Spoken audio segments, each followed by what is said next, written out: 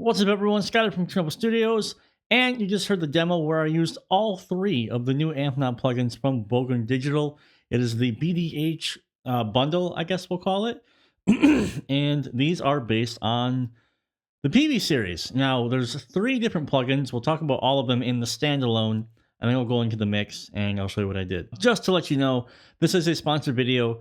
Bogren reached out to me to make a video about the bundle, and they have paid me to do this video. However, the links below in the description are not affiliate links, so I won't get any commissions. So just the video is sponsored, but just wanted to make that clear and upfront. So what we have here is we have the new AmpKnob series, which doesn't surprise me because when I did the rectifier version of the AmpKnob, let's see, like 9-10 months ago, I sort of asked, I was like, oh, it'd be cool if they did other amps to see if we get an idea of what Bogren thinks his guitar tone should sound like through these different amps. So I'm not entirely surprised that we have a Peavey series now. Now, the cool thing here is that we have a number of upgrades, as it were, to this plugin.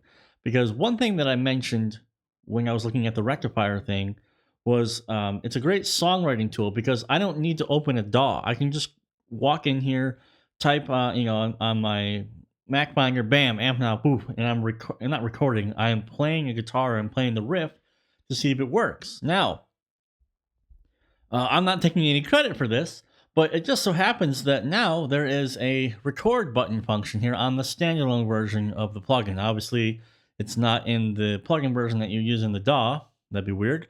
So the standalone version here lets you record riffs, and it saves it to a folder on your computer.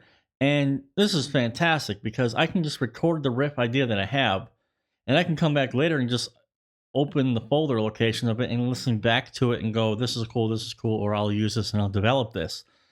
This is awesome because this is like the old days of where you would have to get one of those shitty Kmart tape recorders and just like press play and try to hum it like do do do do do do do, and then try to go back and play guitar later, or record it playing guitar on your amp and then you hear more string noise than the actual guitar you're trying to play. This has become even more of an ultimate songwriting tool. Not only that, if we move over further here, we have a metronome included. So this has become a practice tool now. Now I can practice runs or licks or anything that I want to do with this one plugin because the metronome is here. I don't need an extra app. I don't need to download something else on my phone. I don't need to download something else on my computer. I don't have to open Cubase. This is pretty damn cool. This is literally, it's fast, it's easy, everything you need is all in one plugin. Here it is right here, okay? You've got the tuner, and then here in the cab, this is a bit of an update from the first time I did the plugin. I remember that there was an update after I did the rectifier amp knob where you could disable the cab. It's even further now where there is a matched cab with the amp. You can turn the cab off, or you can load a custom IR. Great functionality, fantastic. Makes total sense why you want to do that. And then finally, we have the preferences here. We've got a built-in gate. You can look at the other products they have. Your inputs and outputs, which are very important to set up so you don't get any screeching noises or anything like that. Input, output. For me, okay, it's H high Z1. Output channels are both, and then I run 44.1 at 64 samples. So that's for me. But anyway, your input and output is the most important, and then choosing the input channels and output channels right there. Other preferences, you can change how much DSP you want to use and how you record your little riff ideas. So you can do a WAV file or a .ogg. And then they are recorded to here. I would recommend, if you're going to be using this to record riff ideas regularly, to change this. I would put this in a dedicated folder.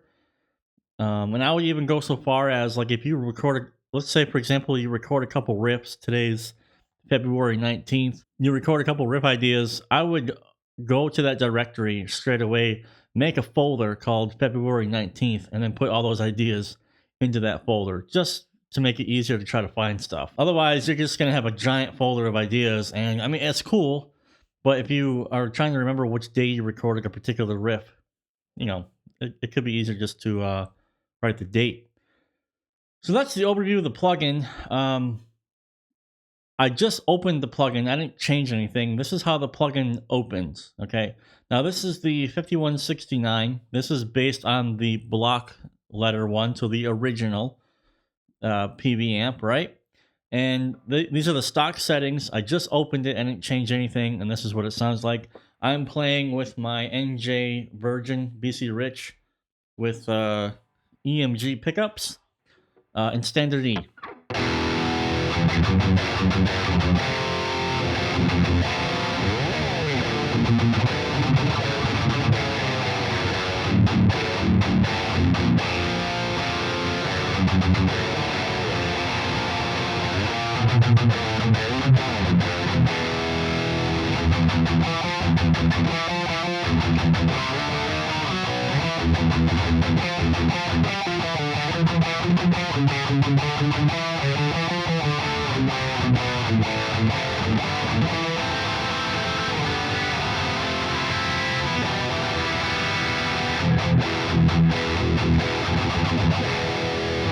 So my eye keeps itching.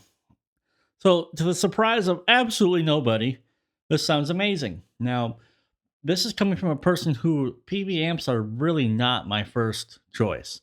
There's usually something with the high end where you're trying to get the presence and the treble to work together where it doesn't sound like busy, flaky, papery stuff, right? This sounds pretty damn good.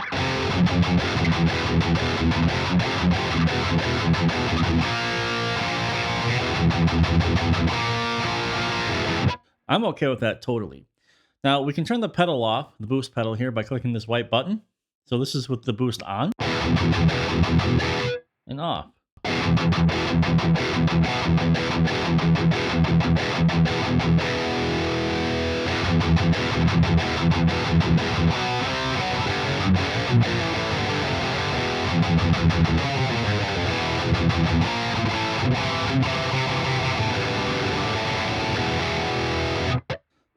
Yeah, awesome. Sounds totally fine, totally cool. I mean, obviously, you click the button here to bypass it, it turns off. For as simple as it is, it has everything that you would absolutely need or that you would want to use, right? So you can record riffs without opening the DAW. You can open the file location of that right here without needing to, like, oh, where the hell are they recorded? You got a metronome, you got a tuner, you can turn the cab off, and all the preferences that you need, input and output. Now, for the input here, I had to bring the input down a little bit, especially when I was recording with my guitar in drop A. This is the block letter. This is the original. Now, this is a bundle. You can get 3 plugins all together, or you can buy them individually. So this is the 5169. This is the block letter version, right? But this is the 6606 upside down cross, the plus version of the PV. This is, I guess, is the second iteration of the PB series, and it sounds like this. So definitely a lot more attack. It has that glassy attack to it. That's not something that I particularly like, but the gain is pretty low here. Turn it up. Let's put it at 7 because that's where it was with the block letter.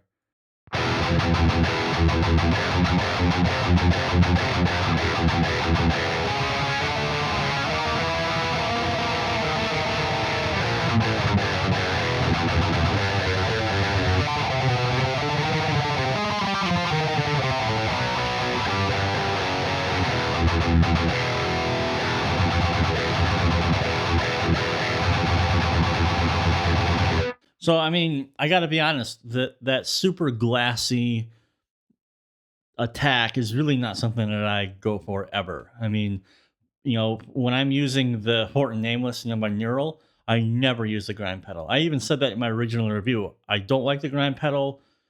I'm not a fan. And so I use their other distortion pedal that they have included for the Nameless. This one, and I have no idea what the pedal is, right? I have no idea how they boosted it. Just that glassy attack, I'm not a fan of.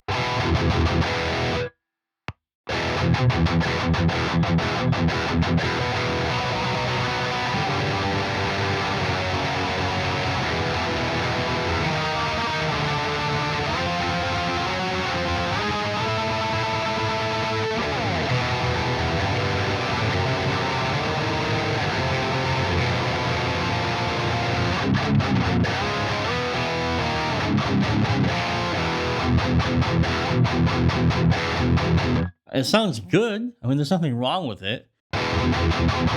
If I don't pick as hard.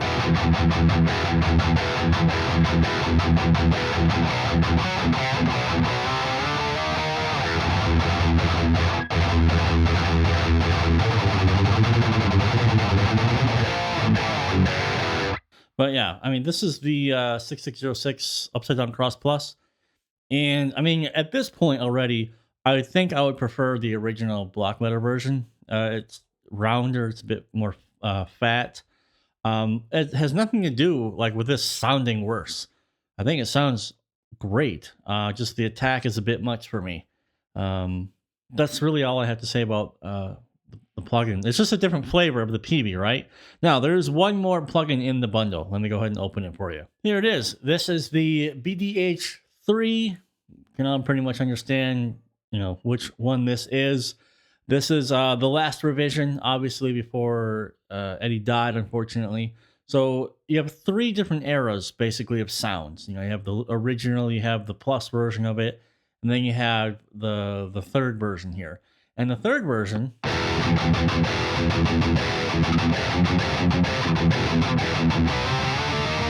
stock settings, by the way. That's how the plugin opens.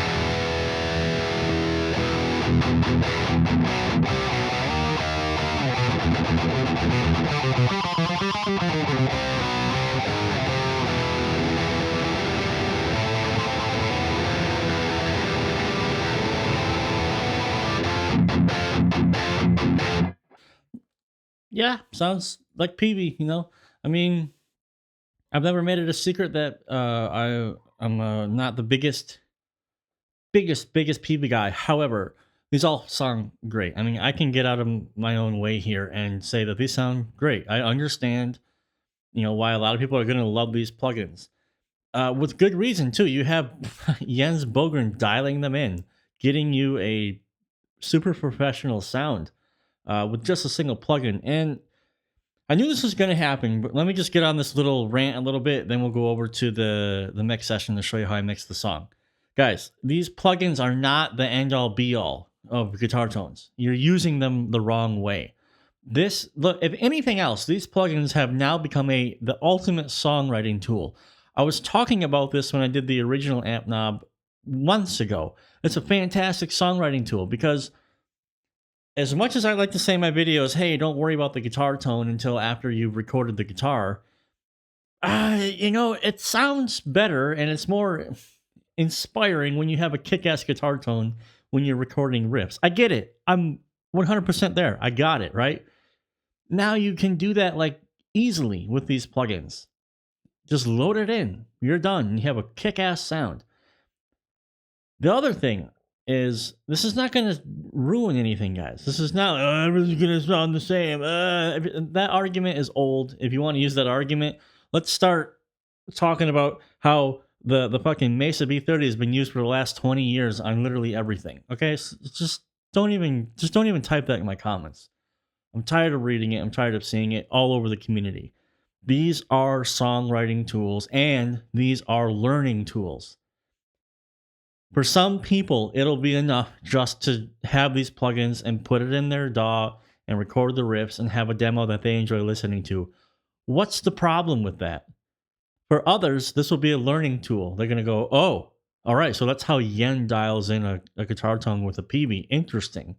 Okay, well, I've got a Peavey and I've got a Captor X. Let's see how I can do it. Let's see what I have to do to get close to this, to emulate this, and to understand what goes into creating a guitar tone like this.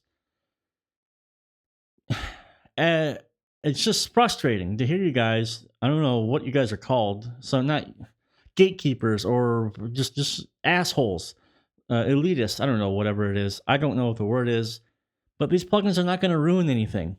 Okay, they're just great plugins, and now they're great songwriting tools with the addition of the record button with the folder there. I really like it. You know, hats off to Jens. The dude is an amazing producer, mixer. And if you don't think I'm going to be using these plugins to dial in Peavey tones later on, you're just mistaken, because I don't have a Peavey amp yet. I really don't like them. Kyle Bull is kind of helping me find one that'll suit my taste a little bit. Shout out to Kyle. Great guy, by the way. Kyle's awesome. So that's kind of how I feel about it. So that's the rant. There are 3 plugins. If you want a songwriting tool, here it is. If you want a practice tool, here it is. If you want a riff writing tool that you can record at the same time, here you go. If you want a tool that helps you learn what a great guitar tone sounds like with the Peavey amp, here you go. If you just want an easy Peavey sound, but you want to have your own IR, here you go. Dude, what is... There are no more arguments. Let's stop arguing about this. Let's go into the mix session so I can show you guys what I did. It's not much, but let's get into it. So let's just go top to bottom, right? The drums are Hertz drums. I've been just all about Hertz drums lately. I think these are great drums to use for very fast, articulated extreme metal. I mean, and having been at the studio working with Wojtek and Swaba and actually seeing the drum room and seeing how they work, it makes total sense why these drums are pretty damn awesome. So I wrote the riff first, then I came in later and I wrote the MIDI for it. And you know, if you want to learn how to write drum MIDI, Metal Drum Programming Mastery, link down below. Pretty good at it. You heard the demo song, so there's that. So the drums are Hertz drums. There's a 14-day free trial now that I think they give for Hertz drums. Anyway, link, it's not a whatever. Link below for Hertz drums if you want to check it out. Now, bass. What would a Bogren Digital amp knob review be without bass knob? Bass knob. Bass knob with the stock settings, didn't even touch it. Okay? Bass knob, stock settings, didn't even touch it. Basic EQ with the mix going, with the guitars all playing to try to get the guitars coming out. Low control by Black Salt Audio. I basically live by this plugin, which goes into double tap by Submission Audio. Fantastic plugin. Then L1 and then microshift for a bit of a coursing effect. Nothing new here, guys. Literally repeating myself, okay? Now, this is quad tracked. Yes, it's quad tracked. This took me about 3 or 4 hours to do because I'm playing the riff over and over and over until it's tight. So what I did here is I kind of took the same approach that I did with Glenn Fricker's Northern Mauler pedal. Is I just opened it and I went, okay, I'm opening, here's the plugin, here are the settings, go. Like, how good can it sound if I'm not doing anything to it, right? So the plugin or the plugins themselves, I didn't do anything, right? And I layered the plus version of it with the block letter. So I'm using every single plugin actually in this session. So the rhythm guitars are a combination of the original block letter and then the plus version of the plugin, right? And those go all the way into a rhythm guitars bus, okay, where I do my classic EQ moves, okay? So I've got filtering, low end, filtering out, high end, and then I am doing 2 very important things here, guys. At 400 Hertz, I'm doing a 2 dB cut, and then at 10,000, I am doing a 4 dB boost. I personally always do this with the API. You guys know that. Anyone who's been in Guitar Tone Mastery or has watched my video in the last 3 fucking years, I do the exact same thing, okay? If you don't know what I'm talking about, link below to Guitar Tone Mastery every step of the way if you want to know why I do this. But that's it. That's all I did for the rhythm guitars, and they sound pretty damn awesome.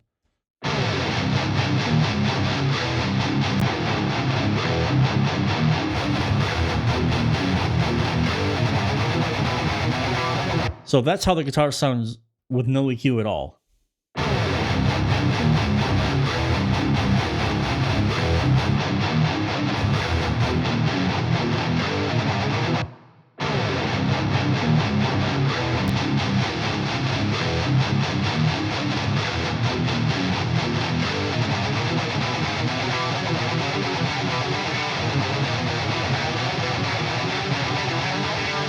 Okay. Now, in the context of recording, I'll have to say now that the Plus version, this extra glassy attack came in handy. Okay. Now I know you're gonna be like, "Well, it's got like 5 minutes ago when you're looking at the plugin." Now, that's true. Okay. And my opinion still stands. I would not use this plugin by itself. All right. I would layer it with something that has a bit more fatness, but the attack is there so we can hear the note articulation. So I get the application. I understand it, but I don't know if this would be my initial guitar tone, right? And I would stick with it personally. However, in the context of like quad tracking, this extra glassy attack went a long way in getting note clarity, especially in riffs that are drop A and really, noting. Okay, that's the rhythm guitars. Now the leads are exactly the same. Okay, I am doing the BDH3 stock settings with EQ. Okay, this is the same EQ I always do for my lead guitars. We don't need to have the lead guitars covering the whole breadth of the broadband spectrum. So you thin out the mids a little bit so that you get a result like this.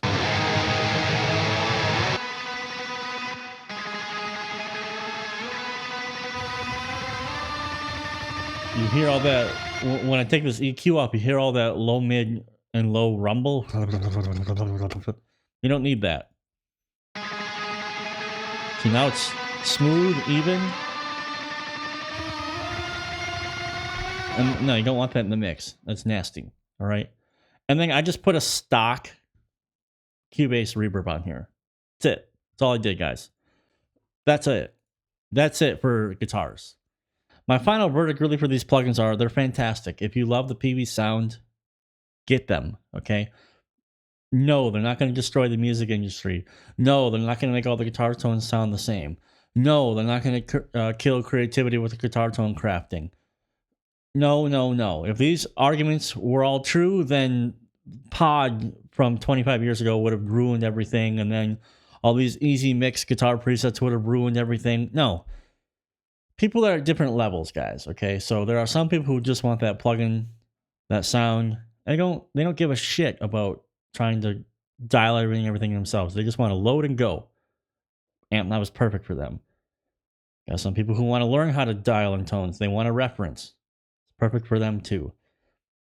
It's a great thing. It's a great thing, guys. So Bogren, good work. Thank you for reaching out to me so I can do this video for you guys. I really enjoyed working on this. Link in the description to everything that I talked about in this video. Once again, the video was paid for and sponsored by Bogren. However, the link below to Bogren, it's not an affiliate link. So just want to be upfront with that. Hope you guys enjoyed the video. I will see you in the next one.